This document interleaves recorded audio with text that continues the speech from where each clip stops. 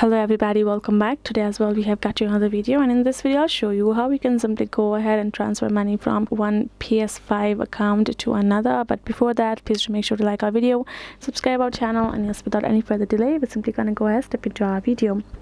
So for that matter, right now you can see we have accessed PlayStation.com right over here in our browser, and we are in this section, right?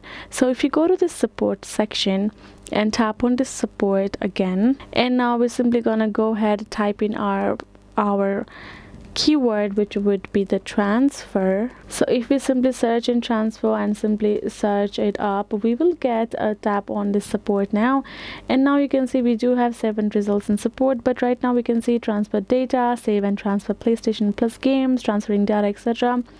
There is no such article regarding the PlayStation funds transferred to another account.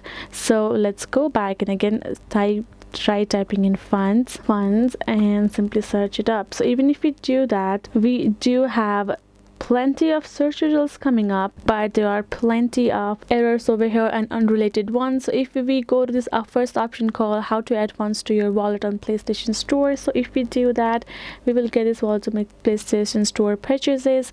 We will get this kind of search results with the article.